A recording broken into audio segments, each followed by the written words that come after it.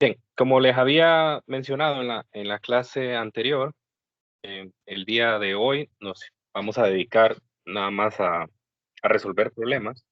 Vamos a resolver problemas de calorimetría y cambio de fase. Así que eh, la idea es pues explorar las diferentes opciones que tenemos de problemas. Inicialmente vamos a hacer un ejercicio donde vamos a tener una mezcla de diferentes especies y la idea es utilizar los principios aprendidos anteriormente para poder resolverlo, ¿no? Entonces tenemos un recipiente que tiene una masa despreciable. Entonces aquí empiezo con las observaciones. Hay problemas en los cuales, el recipiente en el que se lleva a cabo la mezcla, que normalmente lo que nosotros vamos a tener es una especie de reacción de transferencia de calor. Es decir, nosotros vamos a poner a interactuar dos o más objetos que tienen diferentes temperaturas y pues debido a esa diferencia de temperaturas va a haber un proceso de transferencia de calor entre ellas y nos va a interesar particularmente en qué momento ocurre el equilibrio térmico. Y en base al equilibrio térmico, nosotros podemos hacer cálculos de cuánta energía se transfirió, cuánta energía ganó uno, cuánta energía perdió otro. Podemos hacer cálculos, por ejemplo, de cuál era la masa de uno, cuál era el calor específico de otro, etcétera, ¿verdad? Sí, todas las variables que hemos involucrado en la explicación, pues entran en juego aquí. Así que normalmente estas cosas, nosotros procuramos que estos procesos de intercambio de calor ocurran en un ambiente aislado. Es decir, en un ambiente en el cual yo me asegure que el objeto que está a menor temperatura sea el que gana toda la energía que pierde el que está a mayor temperatura. Entonces, por ejemplo, cuando nosotros ponemos en una olla una cantidad de agua y lo colocamos sobre el fogón o sobre la resistencia de una estufa eléctrica, entonces allí hay una gran pérdida de energía.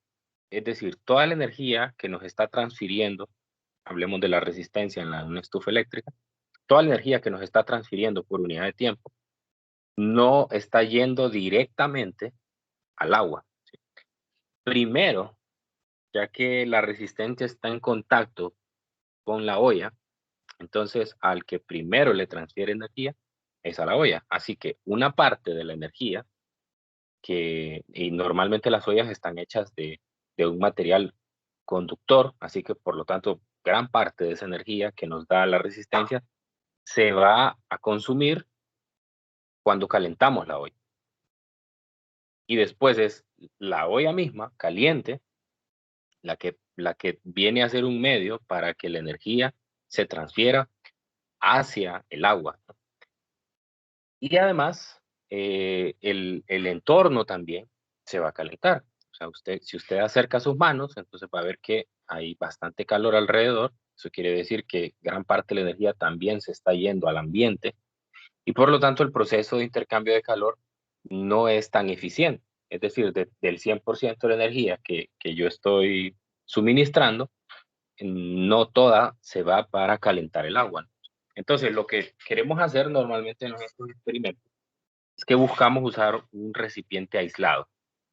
Ese recipiente aislado muchas veces es algo que se conoce como un calorímetro. Un calorímetro es como una especie de vaso térmico, algo así como esos vasos que se usan mucho actualmente para poder llevar el café o una bebida caliente, o como unos termos de estos donde normalmente tenemos agua caliente para preparar un biberón de un bebé, para preparar un té, un café, cualquier cosa. Algo como eso es, para que lo tengamos en mente. Entonces, muchas veces se hace en estos recipientes. Así que estos recipientes están hechos de un material que no permiten que gran parte de la energía se vaya hacia el ambiente. Entonces, cuando eso no es así, el recipiente también participa en el intercambio de calor. Entonces, nosotros vamos a poder distinguir en los problemas cuando el recipiente participa o no en el intercambio de calor, porque en los enunciados nos van a dar la masa. Si nos dan la masa, entonces nosotros eh, podemos calcular cuál es el calor que se transfiere al recipiente. Entonces, desde el momento que nos dicen que la masa del recipiente es despreciable, entonces, pues prácticamente nos están diciendo el recipiente no participa en el intercambio de calor, así que no lo considere. Básicamente ese es el mensaje que nos están enviando en en esa primera oración. Ok, ahora, si nos habla de otros materiales que participan, 0.200 kilogramos de hielo a una temperatura inicial de menos 40 grados Celsius. Se mezclan con una masa M de agua que tiene una temperatura inicial de 80. Muy bien, entonces tenemos dos materiales que participan en la mezcla. El primer material es el hielo, que está a menos 40, y el segundo es el agua, que es un agua líquida, que está a 80. Ese normalmente va a ser un requisito para el intercambio de calor, que tenga un material a una temperatura baja y un material que tenga una temperatura alta. De manera que la diferencia de temperatura que hay entre los dos materiales permite que se inicie el proceso de intercambio de calor. Entonces, cuando ese intercambio de calor, pues, inicie, entonces va a haber un material que va a ganar calor y va a haber un material que va a ceder calor. Entonces, como esto se hace en un proceso, en un recipiente aislado, entonces todo el calor, todo el calor que uno de los materiales pierde, el otro lo tiene que ganar necesariamente. Entonces, eso, eso lo que quiere decir es que nosotros podemos hablar de algo, una ecuación general, digamos, para resolver este tipo de problemas. Esa ecuación general es que la sumatoria de los calores tiene que ser igual a cero, ¿sí? Entonces, a veces esta ecuación se escribe así, también, como calor ganado es igual a menos o más, sería más bien, Disculpe, Lick, más, está compartiendo perdón, pantalla. ¿sí? Yo no ¿No la la veo. ven? Sí, no sé si soy el único que no la ve. Yo sí la veo. Yo sí la veo también. Sí, sí, sí. Igual yo. Voy a salir entonces y voy a volver a entrar. Ok, muy bien. Bueno, entonces, muchas veces se refieren a esto, ¿verdad? Calor ganado es igual a calor perdido. ¿Qué significa eso? Significa que el calor que absorbe el material que está a una menor temperatura proviene únicamente del material que está a una mayor temperatura, ¿verdad? Entonces, cuando me refiero a que la sumatoria de los calores es igual a cero, entonces, pues obviamente, en el fondo, lo que estoy diciendo es que hay calores, porque la única manera que una sumatoria me dé cero es que existan términos positivos y negativos. Solo positivos, si sumo solo positivos no me va a dar cero, y si sumo solo negativos no me va a dar cero. Entonces, de alguna manera, algunos calores tienen que ser positivos y otros negativos. Entonces, eso quiere decir que los calores negativos provienen de un delta T negativo o de un negativo L. ¿Se acuerdan que L era el calor latente, ya sea de fusión o de vaporización? De hecho, aquí hicimos un diagrama. Dijimos que el L positivo iba a ser cuando iba de derecha a izquierda en este diagrama, el diagrama de fase, y el calor latente negativo iba a ser cuando iba de derecha a izquierda en este diagrama de fase, ¿no? Entonces yo tengo que diferenciar eso en los problemas. Entonces, quiere decir que también tengo calores positivos cuando el delta T sea positivo, o sea, un aumento de calor, de temperatura, y cuando el calor latente sea positivo. Entonces, yo tengo que saber diferenciar cuántos términos hay en una de estas sumatorias. Y pues obviamente al sumarlos, si eso me da 0, significa que esto se realizó en un ambiente aislado. Significa que no hubo pérdida de calor al entorno, ¿no? Bien. Entonces, la mejor manera de hacer estos problemas es usar un diagrama. Este diagrama es un diagrama donde yo voy a representar a las especies que participan aquí. Voy a graficar en el eje vertical la temperatura y en el eje horizontal voy a graficar el calor. Eso quiere decir entonces que yo voy a representar que las especies a menor temperatura, eso es una convención, ponerlas a la izquierda y a la derecha las que están a mayor temperatura. Solamente para representar que las que están a menor ganan temperatura y las que están a mayor pierden temperatura, ¿no? Entonces tengo dos especies aquí participando. Tengo el hielo a menos 40, entonces lo voy a poner por acá. Voy a decir que esto es menos 40 grados Celsius. Y aquí lo que tengo es hielo, en ese punto. Y la otra especie que participa, pues es el agua líquida que está a 80 grados. Voy a decir que 80 grados son más o menos por acá. 80 grados. Y voy a colocar en este punto, entonces, al agua. Ok, entonces eso me permite identificar cuáles son las especies y tengo que saber cuáles son los procesos que van a seguir cada una de ellas para poder llegar al punto de equilibrio. Entonces lo que me dice, ya siguiendo con la lectura, dice no se pierde calor al entorno, eso ya lo sabemos porque la sumatoria de los calores debe ser igual a 0. Si la temperatura final del sistema es 20, ¿cuál es la masa M del agua que estaba inicialmente? Entonces ya me están dando la temperatura de equilibrio. La temperatura de equilibrio es 20. Entonces eso quiere decir que todas las especies tienen que llegar a ese punto. Al final del proceso de intercambio de calor, entonces todas las especies van a llegar a esa temperatura, la temperatura de equilibrio. Ahora, la pregunta es la siguiente. Imagine que esta es el punto de equilibrio. La pregunta es la siguiente. ¿Cuántos procesos debe seguir el hielo para poder llegar a ese punto de equilibrio? ¿Será que solo necesita uno? ¿Qué piensan ustedes? No.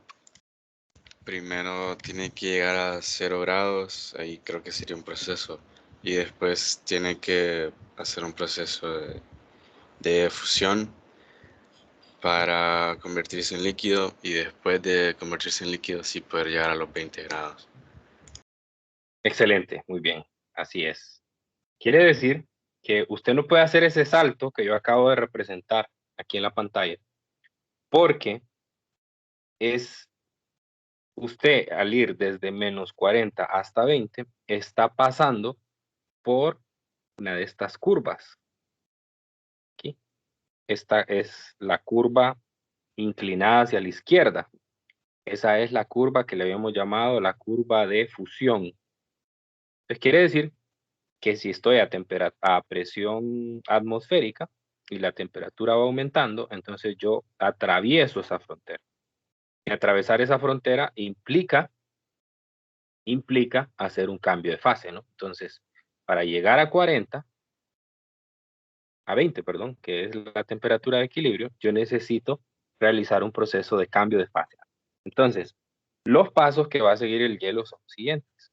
Primero, va a aumentar su temperatura hasta 0. Va a llegar hasta el punto de fusión del agua. Después de pasar por el punto de fusión, es importante que reconozca qué es en cada parte. En esta parte sigue siendo hielo. Solamente que ahora a 0 grados. A 0 grados todavía puedo tener hielo. Después, como ya habíamos mencionado antes, el proceso de cambio de fase ocurre a temperatura constante. Entonces, quiere decir que durante un buen tiempo, toda la mezcla, toda la muestra se va a mantener a 0 grados. Voy a poner las flechas para indicar la dirección. Toda la muestra se va a mantener a 0 grados hasta que cambie completamente de fase. Entonces, en esa línea, en el intermedio de ese proceso, pues voy a tener una mezcla, ¿verdad? Entre agua líquida y hielo. Entonces, cuando ya alcanzo el punto que acabo de dibujar, entonces en este momento, esto es agua. Cambió completamente de fase. Y finalmente, esa agua que antes era hielo, llega hasta el punto de equilibrio térmico, ¿sí? Ahora, hagamos el mismo análisis para el agua que está a 80. ¿Cuántos procesos tiene que llevar a cabo para poder llegar a 20? El agua sí solo disminuye su temperatura hasta 20. Solamente uno, ¿verdad? Entonces, ¿cuál es la referencia? La referencia solamente es ver si entre la temperatura final y la temperatura inicial me encuentro con el punto de fusión o el punto de ebullición. En este caso no, el punto de fusión es 0 y el punto de ebullición es 100, así que no hay ningún problema. Entonces solo va a haber un proceso. Un proceso. Ese proceso es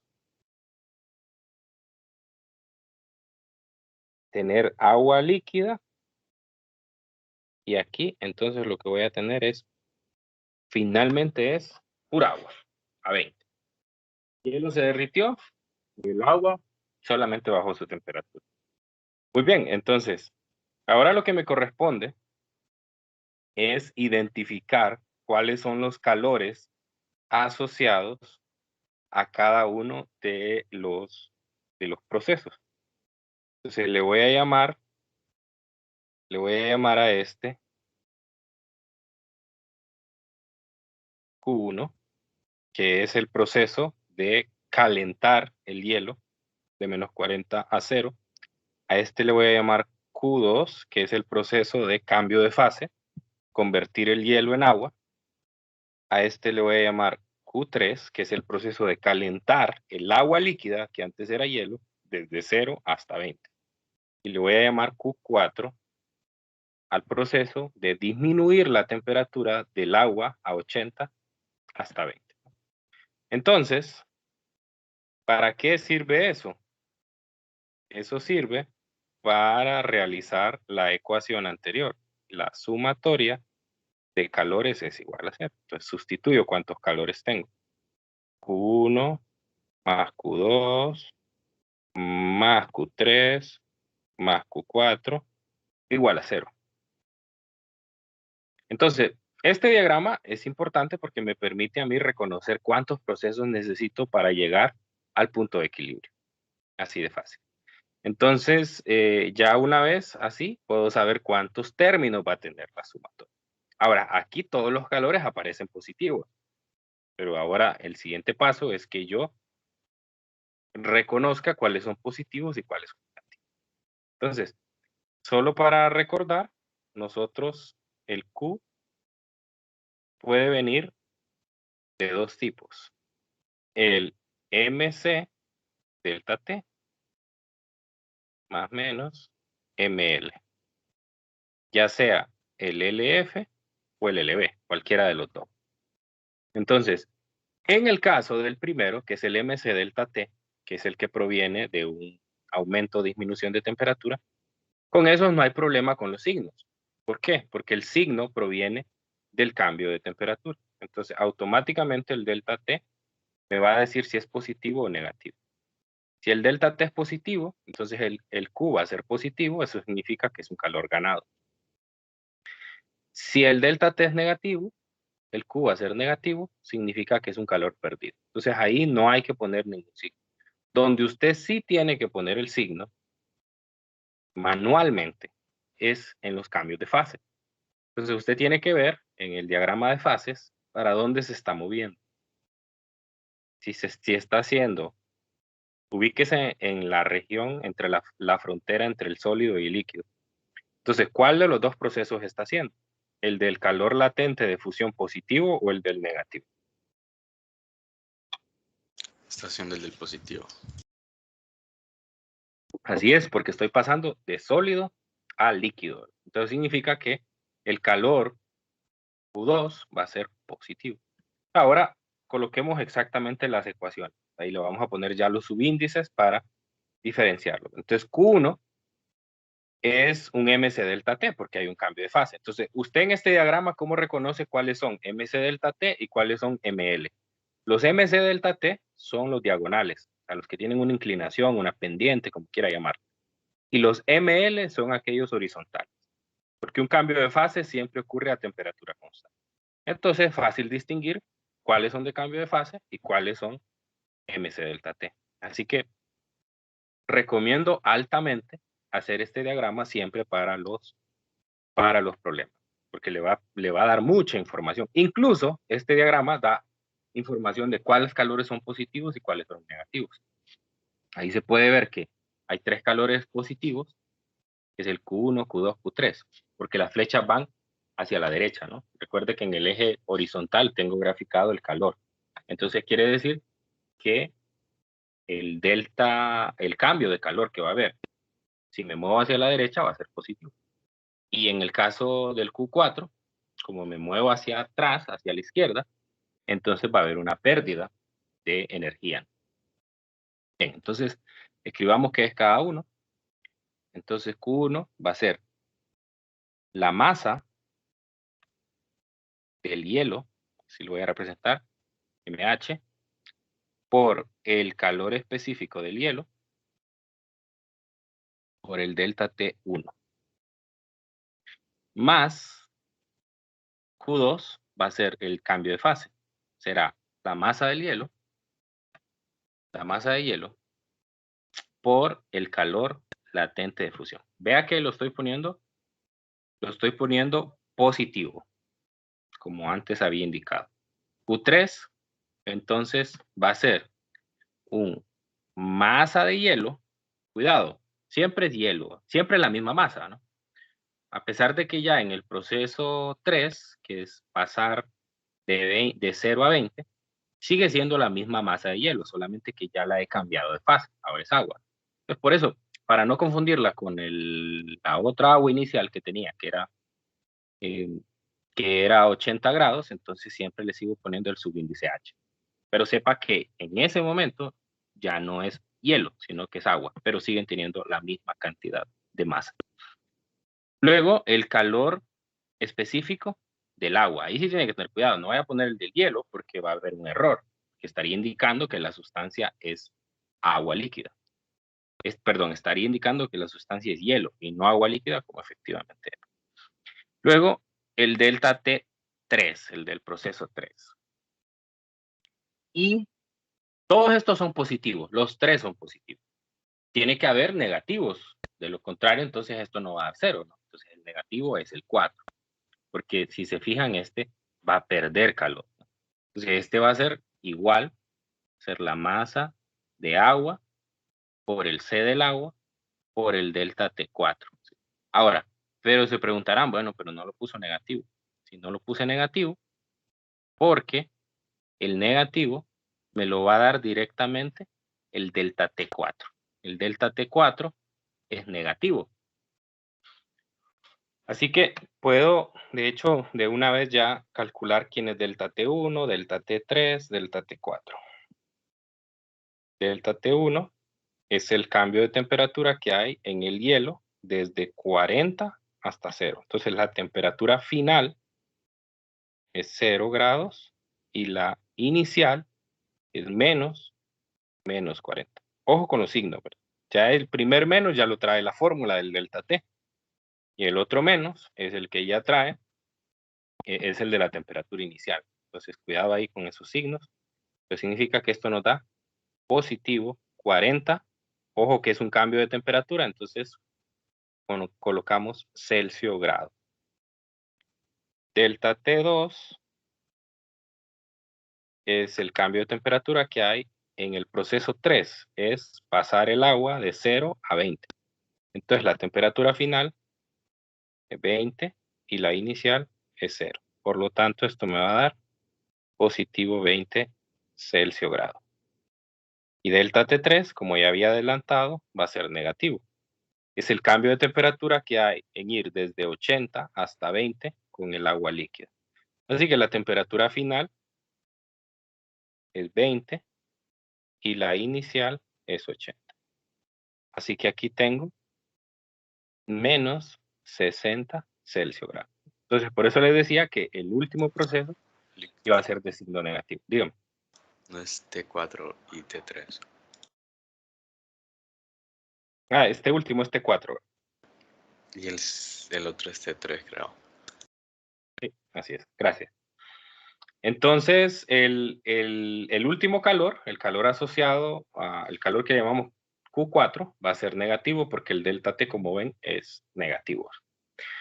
Bueno, entonces, ahora, ¿qué es lo que me están pidiendo? Me están pidiendo que calcule la masa del agua que estaba inicialmente a 80. O sea, lo que ando buscando es esto. Este valor no lo tengo. Entonces, tengo que despejar para él. ¿Sí? Entonces, normalmente este es el proceso que uno sigue. Paso 1, hacer el diagrama. Paso 2, hacer la sumatoria de los calores, igualarlos a 0. Escribir la ecuación correspondiente para cada calor. En el caso de los calores latentes de fusión, colocar su signo adecuado. Y esa va a ser la fórmula que tiene que despejar para encontrar la variable que se pide. Así que no hay una fórmula general para resolverlos, sino que cada problema, de acuerdo a la incógnita, de acuerdo a la cantidad de especies que participan, va a tener una fórmula diferente para resolver. Hay una fórmula general a la cual ya solo mete los datos ahí y ya se acabó. No es tan fácil. Bueno, entonces lo que tengo que hacer es despejar para MA. Para despejar para MA tengo que mandar a dividir todos los otros términos. Me quedaría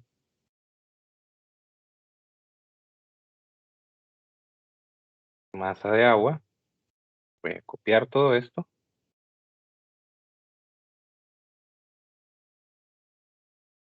Nada más que pasarían con un signo negativo al otro lado, ¿verdad? Entonces voy a poner un menos. Voy a abrir un paréntesis. Y ahí lo voy a meter.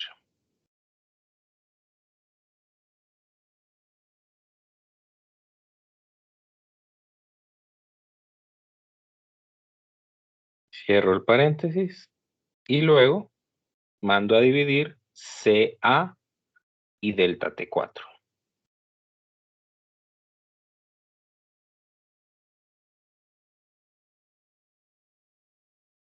Y ya tengo el DP. Ahora lo que voy a hacer nada más es sustituir. Ya tengo todas las cantidades. La masa de hielo era de 0.200 kilogramos. Voy a omitir las unidades, pues porque me va a quedar demasiado extenso esto. Entonces sería 0.2 por el calor específico del hielo. Si usted se va a la tabla, el calor específico del hielo no es el mismo calor específico del agua. Cuidado con eso. Es de 2100. Y el delta T1, habíamos dicho que era de positivo 40 Celsius grados. Menos MH, que es la masa del hielo, la misma, 0.200, por el LF. El LF usted puede ir a la tabla, el LF del agua es de 334 por 10 a la 3. ¿Okay? Esos valores están en la tabla de calores latentes y puntos de fusión y de ebullición. Luego tengo la masa de hielo. Creo que me puedo ahorrar un poco de... Bueno, sí, porque no tengo mucho espacio. Entonces me voy a ahorrar un poco de espacio aquí. Sacando un factor común. Si ustedes se fijan, puedo sacar de factor común la masa del hielo, que está en los 3 términos. Ahí. Entonces voy a borrar esto. Voy a poner 0.2 menos, ¿no?, como factor común. Y aquí entonces ya solo pondría menos el calor específico del agua. Calor específico del agua, 4190. Y el delta T3, que era de 20 Celsius grados. Todo esto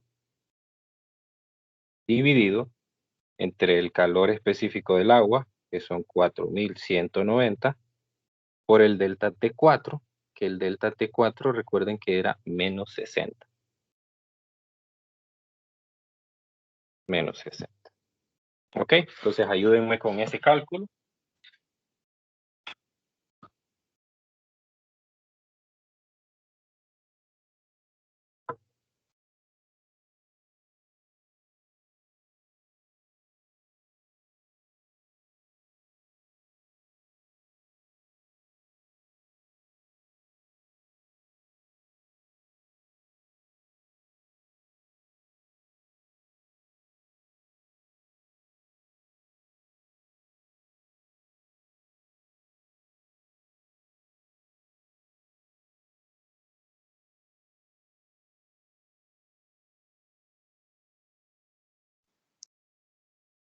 $0.340 kilogramos.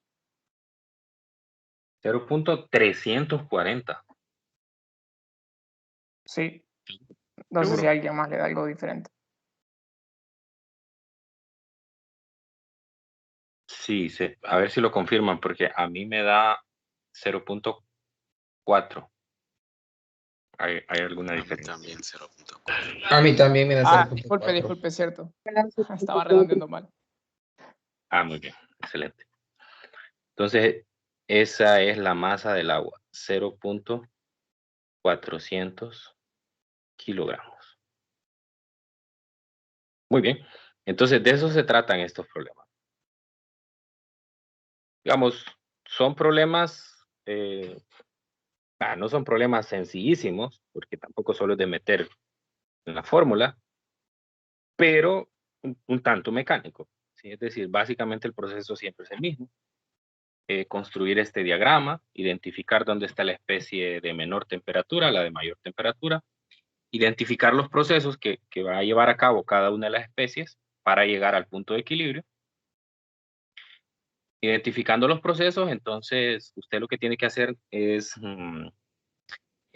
hacer la sumatoria de los calores. Una vez tiene la sumatoria de los calores, coloca exactamente qué término o qué ecuación representa cada uno de los calores con su signo correcto y después despeja para la cantidad que anda buscando. Y ahí va, ¿no? Hay cosas que son pues de lógica a la hora de hacer esto.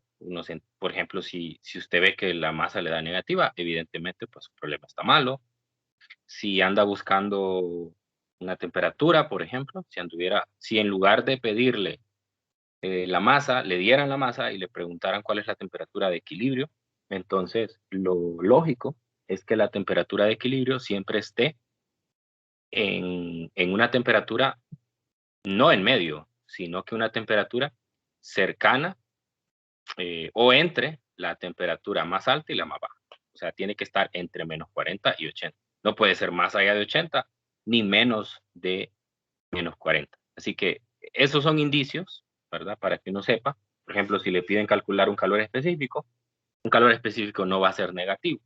Entonces, si le sale negativo el calor específico, quiere decir que pues, algo tiene malo por ahí. ¿Right? Sobre todo en la parte que muchos cometen error es, una, identificar cuántos procesos están involucrados, y otra es saber colocar el signo correcto.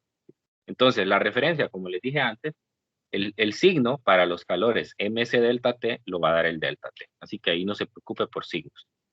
Y en el caso de los cambios de fase, usted lo que tiene que irse es al diagrama de fase.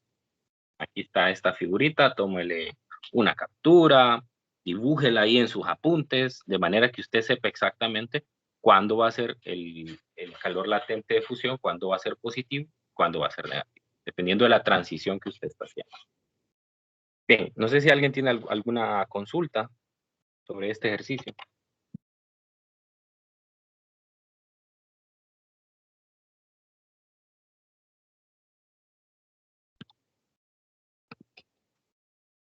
Si no, entonces pasamos a hacer segundo ejemplo.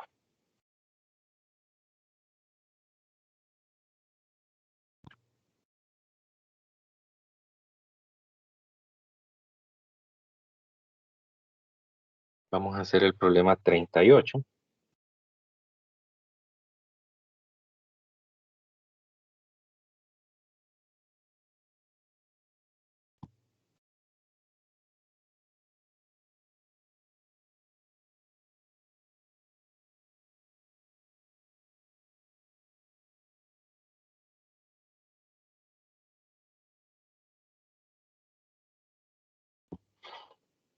Muy bien, entonces me dice, imagine que como físico,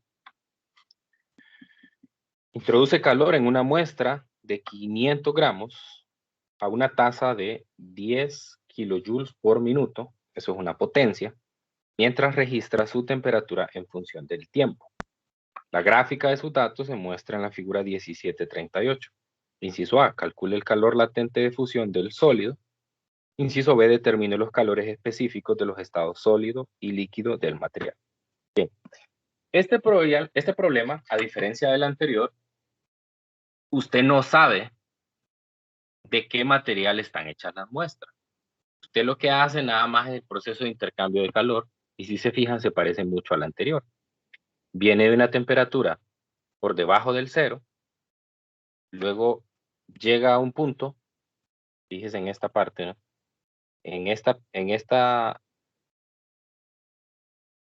Identificarlo, en esta primera parte, esta parte que va a ser la parte 1, calor 1, usted tiene un cambio de temperatura.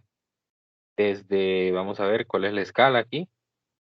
Cada línea son 5 grados Celsius, entonces significa que viene desde menos 5 hasta 10 grados. Y ahí solo cambió la temperatura. Entonces, fíjese que no puede ser agua, ¿verdad? No puede ser agua porque el agua hubiera llegado a cero y ahí hubiera ocurrido el segundo proceso, que es el horizontal. Recuerde que el horizontal representa el cambio de fase. Entonces, aquí viene el primer proceso y aquí viene el segundo proceso. En este segundo proceso, ahí se da un cambio de fase, porque es a temperatura constante. Después sube la temperatura desde 10 hasta 40. Hasta 40, ¿no? Este es el punto final de la mezcla. Bueno, no es una mezcla, es una sola muestra que pasa por 3 procesos, Q1, Q2, Q3, ¿no? Ahora, a diferencia del problema anterior, a mí me dan una gráfica de la temperatura en función del tiempo. No como el que hicimos nosotros anteriormente, que era temperatura en función de Q. Pero me están dando una potencia. Me dicen que se introduce calor en una muestra sólida a una tasa de 10 kilojoules por minuto. Eso es como cuando usted está colocando una olla en su estufa. La estufa, si usted la enciende y lo ponen en una de las marcas de la perilla, digamos que es una estufa eléctrica, Entonces, usted se está asegurando de que va a haber una tasa de transferencia de calor constante. O sea, le está dando tantos joules de energía por minuto o por segundo a esa olla. Entonces, eso es lo que está pasando. Entonces, yo con eso puedo calcular los calores. Esa es una de las ventajas. Entonces, a mí me están dando, en este problema, vamos a ir anotando los datos, me están dando como datos la masa de la muestra. La masa de la muestra es de 500 gramos. Me están dando la potencia, que es de 10 kilojoules por minuto. Entonces, básicamente lo que me están dando aquí también es la potencia. Recuerde, perdón, aquí le puse W, ¿no? Potencia sería una P mayúscula. La potencia es, recuerde, una cantidad de energía por unidad de tiempo. O sea, calor entre delta T. O sea, quiere decir que si yo conozco el intervalo de tiempo bajo el cual se está transfiriendo esa energía y lo multiplico por la potencia, puedo saber cuánta energía se transfirió, o sea, puedo saber Q para ese proceso. Entonces, eso es muy útil. Y me está pidiendo, para el inciso A, que calcule el calor latente de fusión del sólido. Entonces, vamos a empezar por ahí. Inciso A. Calor latente de fusión del sólido.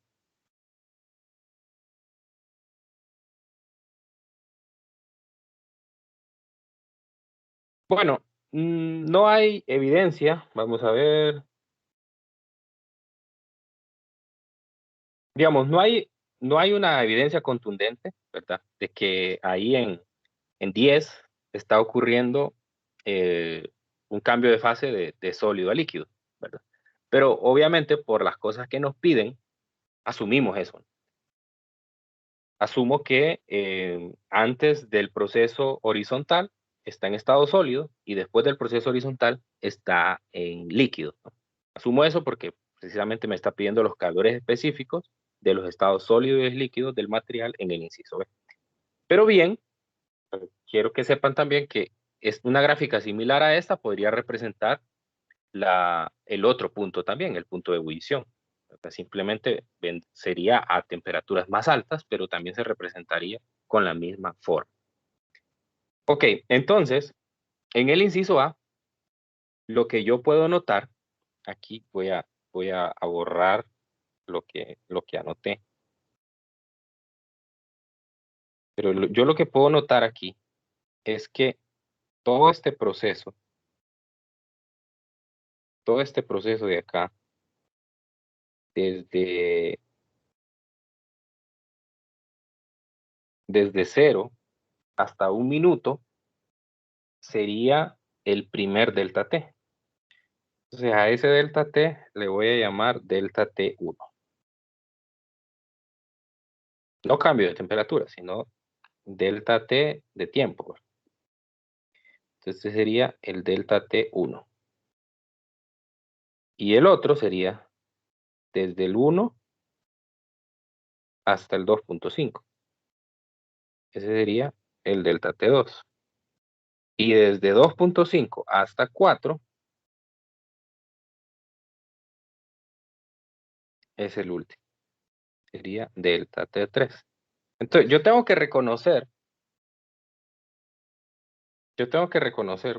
incluso voy a mover esto todavía más abajo para que anotar todas esas cosas ahí. Yo tengo que reconocer qué representa cada uno de esos delta T. El primer delta T, delta T1, bueno, puedo ver directamente de la gráfica que es igual a 1 minuto. Y representa un cambio de temperatura desde menos 5 grados Celsius hasta 10 grados Celsius de la fase sólida. Mientras que delta T2 tiene una duración de un minuto y medio, porque voy desde el minuto 1 hasta el minuto 2.5. Entonces sería 1.5 minutos y es un proceso de fusión de sólido a líquido a una temperatura de 10 grados, que debe ser constante, ¿verdad? Debe ser constante. Y el último, el delta T3, reconozco que va desde el minuto 2.5 hasta el 4, entonces también es de 1.5. Entonces delta T3 es también de 1.5 minutos, y en este caso ya es líquido y va desde 10 hasta 40 grados. Entonces desde 10 grados hasta 40 grados y es en la fase líquida. De manera entonces que yo puedo determinar, en el inciso A me piden el calor latente de fusión de la muestra. Yo reconozco que el calor del cambio de fase es igual para una fusión, o sea, es decir, pasar de sólido a líquido, es el positivo de la masa de la muestra por el calor latente de fusión del material. Por lo tanto, entonces yo puedo despejar de aquí para el calor latente de fusión. El calor latente de fusión va a ser el calor entre la masa de la muestra. ¿Y cómo saco el calor? Bueno, el calor lo saco, como ya había mencionado antes, multiplicando la potencia por el intervalo de tiempo del proceso. ¿Cuál es el intervalo de tiempo para el cambio de fase? Delta T1, T2 o T3. T2. T2, ¿verdad? Entonces sería 1.5 minutos. Por lo tanto, entonces, lo que tengo que hacer aquí es multiplicar la potencia. La potencia es de 10 kilojoules. O sea, serían 10 por 10 a la 3 joules por minuto. Y esto lo multiplico por los 1.5 minutos que tomaron la fusión, dividido entre la masa de la muestra, pero la masa de la muestra es de 500 gramos. Aquí sí lo tengo que convertir a kilogramos porque necesito hacer la cancelación de unidades. Sería 0.500 kilogramos. Ve que no es necesario hacer la conversión de minutos a segundos. Ya directamente se puede cancelar. ¿Cuánto da eso?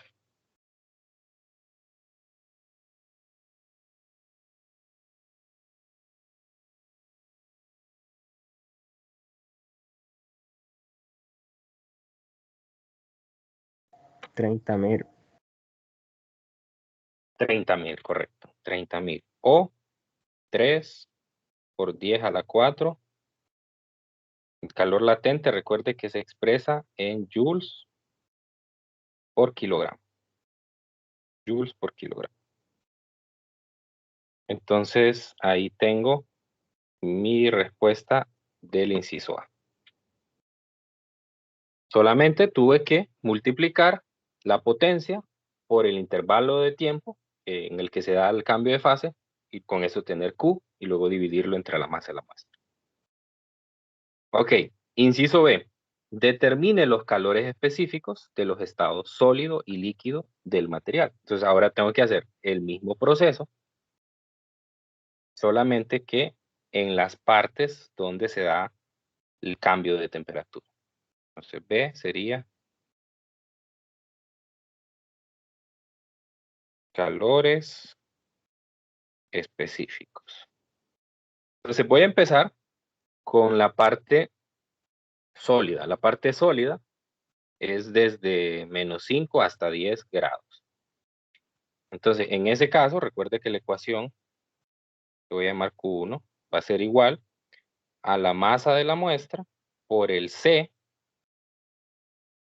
de la sustancia. En este caso sería, le voy a poner una S de sólido, por el cambio de temperatura. Entonces, como lo que ando buscando es el calor específico del sólido, divido el calor 1 entre la masa de la muestra y el delta T. Y el Q1 lo saco de la misma manera que lo encontré en la parte anterior. Recuerde que solamente multipliqué la potencia por el intervalo de tiempo que le toma a ese proceso. Entonces serían 10 kilojoules, o sea, 10 por 10 a la 3 joules por minuto. A ver, y ese primero toma 1 minuto, entonces lo multiplico por 1. Por 1 minuto, dividido entre la masa de la muestra, que es de 0.500 kilogramos, por el cambio de temperatura. La muestra va desde menos 5 hasta 10. ¿Cuánto es el delta T desde menos 5 hasta 10? 5, 15. Es 1 minuto. ¿Cuánto es delta T? 1 minuto. No. Estamos hablando del cambio de temperatura. De 15. La temperatura final es 10 Es 5. y la inicial es menos 5. Entonces sería 10 más 5. Sería 15, ¿no? Son 15. 15 Celsius grados. 15 Celsius grados. ¿Ok? ¿Cuánto da entonces el calor específico de la fase sólida?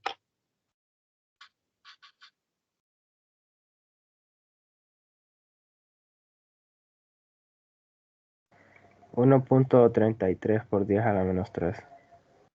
A la menos, seguro, no es a la 3.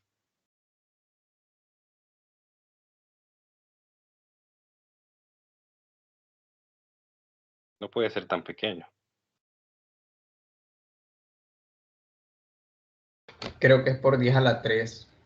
Sí, a la 3 es que puse mal un exponente. Ok, entonces sería 1.33 por 10 a la 3, recuerde las unidades, joules por kilogramo por Celsius grado. Y tengo la respuesta del calor específico de la fase sólida. Para la fase líquida hago exactamente lo mismo. Entonces, pues ya es la misma fórmula, ¿verdad? Simplemente yo la voy a escribir ya. La fase líquida va a ser el calor, en este caso Q3, entre la masa de la muestra, será el Q delta T1, y aquí sería el delta T3. Sería 10 por 10 a la 3 joules por minuto. Y el proceso 3 toma 1.5 minutos, como habíamos reconocido antes. La masa de la muestra es la misma, 0.500 kilogramos. Y aquí estoy pasando desde 10 hasta 30. Entonces, hasta 30 o hasta 40, déjenme confirmar. Hasta 40, ¿no? Entonces, de 10 a 40 son 30 Celsius grados de cambio de temperatura. 30 Celsius grados. Entonces, ¿cuánto es el calor específico de la fase líquida?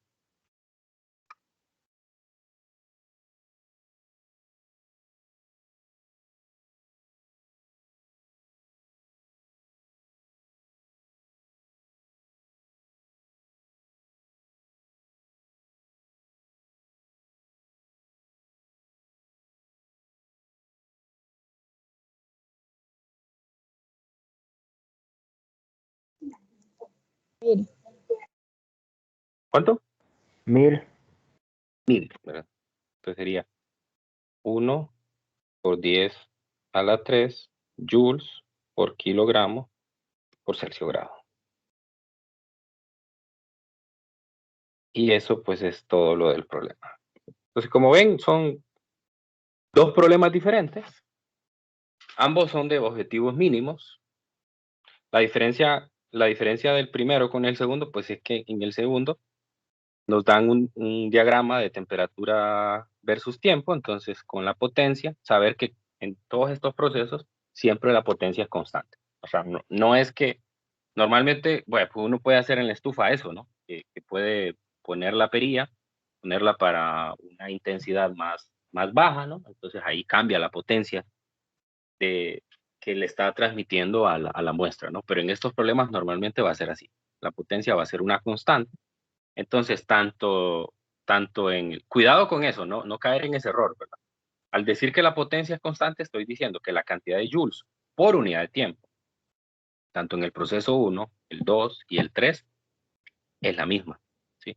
Eso no quiere decir que el calor 1, el calor 2 y el calor 3 sean iguales. Porque el calor es la multiplicación de la potencia por el tiempo. Entonces, como ven, acá cada proceso pues tiene su duración diferente, ¿no? Entonces, pues va a tener una cantidad de calor asociada diferente, no va a ser la misma para todos. Bueno, entonces, no sé si tienen alguna consulta final antes de cerrar la clase.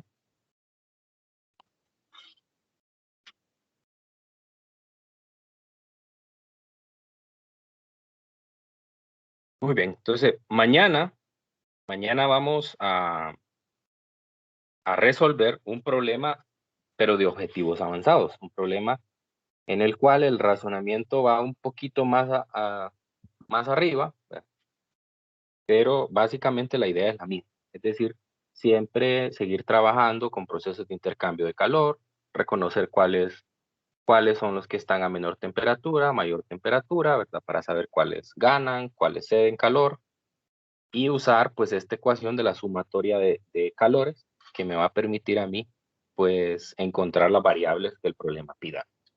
Solamente que en ese problema que vamos a resolver mañana hay que hacer un razonamiento inicial para ver cuál es el estado final del sistema. Cuando nos pidan el estado final del sistema, que en estos dos problemas ya nos lo daban, entonces en esos casos usted tiene que hacer un análisis de energía antes para saber cuál va a ser el estado final, ¿verdad? O sea, no es que lo puede asumir así solo porque sí, sino que hay que hacer un análisis inicial. Entonces, de eso vamos a estar hablando mañana. Así que, bueno, por hoy lo dejamos hasta aquí. Cuídense mucho y nos encontramos el día de mañana. Que tengan un feliz día. Gracias, Lick. Nos vemos. Igual, Lick.